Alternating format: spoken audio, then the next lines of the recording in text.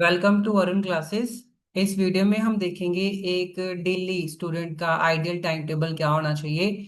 वैसे तो हर किसी की रूटीन अपने हिसाब से अलग होती है, बट स्टूडेंट्स की रूटीन लगभग सेम ही होती है।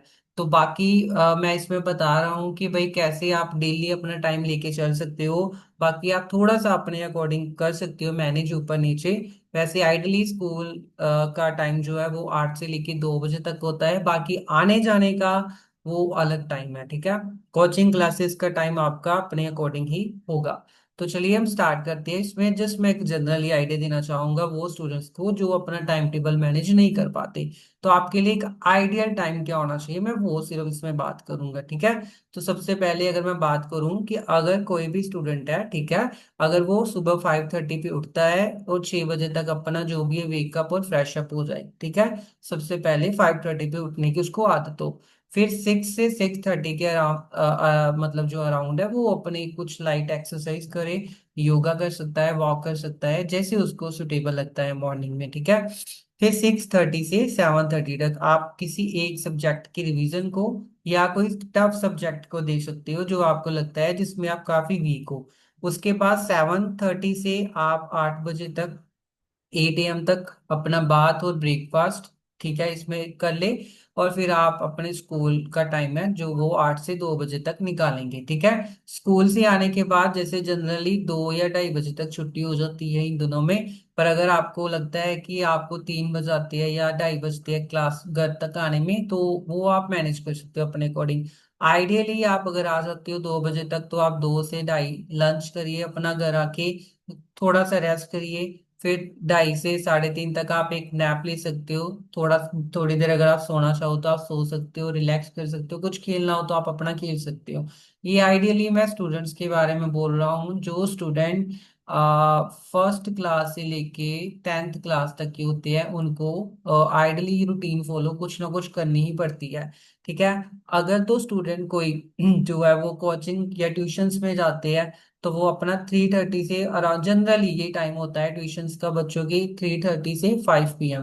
आप ट्यूशन जाइए, आप अपनी कोचिंग क्लासेस कंप्लीट करिए, उसके बाद आके 5 से 6 जितना भी आपका टाइम मिलता है आप 1 आवर के लिए अपना कुछ खुद का करिए। आउटडोर गेम खेलनी है तो गेम खेलने चाहिए, आप स्नैक्स खाना चाहते हो तो आप स्नैक्स खाइए, जो भी आप करना चाहते हो वो 1 घंटा आप कीजिए। बट उसके बाद आपको अपने स्टडी स्लॉट पे वापस आना है, ठीक है। वापस आके आपको अपने स्टडी स्लॉट को शुरू करना है। फिर 6 से 7 बजे, 7:30 बजे तक आप अपना स्टडी शेड्यूल में अपना होमवर्क और रिटर्न जो प्रैक्टिस होती है, आपको स्कूल से कोई काम मिला है आप वो कीजिए।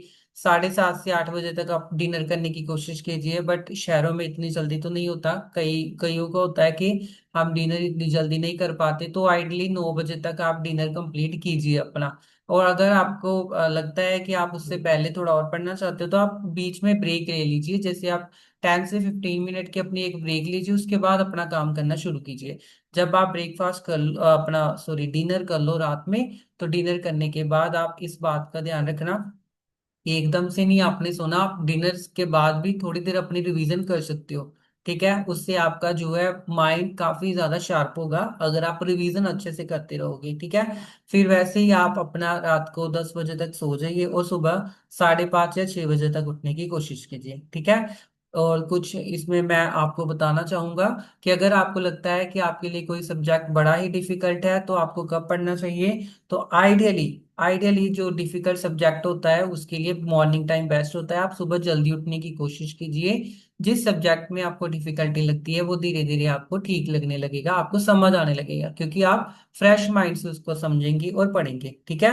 इसके बाद आप ये मेथड यूज करिए, इसको पोमोडोरो मेथड बोलती है, जिसमें क्या होता है कि आप 25 मिनट तक लगातार स्टडी कीजिए। फिर 5 मिनट का आप ब्रेक लीजिए, 5 मिनट रुकने के बाद फिर आप अपना आगे का काम करिए। अगर सेम सब्जेक्ट है उसको कंटिन्यू करो, सेम सब्जेक्ट नहीं है तो आप ब्रेक लेके अपना सब्जेक्ट चेंज करो, ठीक है। अवॉइड करो मोबाइल को, मोबाइल नहीं यूज करना जब आपने स्टडी करनी है। हाँ, कुछ सर्च करनी है तो अलग बात है, बट कोशिश करो कि आप सोशल मीडिया उस टाइम पे मत यूज करना, ठीक है। संडे के दिन आपका टाइम टेबल क्या हो सकता है, वैसे तो सेम ही रहता है, बस स्कूल का एब्सेंट हो जाता है सिस्टम उसमें। तो वीकली आप संडे वाले दिन अपना एक वीकली टेस्ट लगाइए, उसमें अपनी पॉजिटिव और नेगेटिव चीजें देखिए, थोड़ा घूमिए फिरिए, जैसे आपको लगता है अंदर बाहर घूमना है, खेलना है या कहीं पे जाना है, मूवी देखिए, जो भी आप करना चाहते हो आप कर सकते हो। बट रेगुलर ऐसा कुछ नहीं करना, आप सिर्फ ये चीज संडे के दिन कर सकते हो। बाकी लाइट रिवीजन आप कर सकते हो उस दिन, अगर आपको लगता है कि कोई नेक्स्ट डे आपका इंपॉर्टेंट टेस्ट है तो आप उसकी रिवीजन कॉन्टिन्यूसली करते रहिए उस दिन भी, संडे वाले दिन में, ठीक है।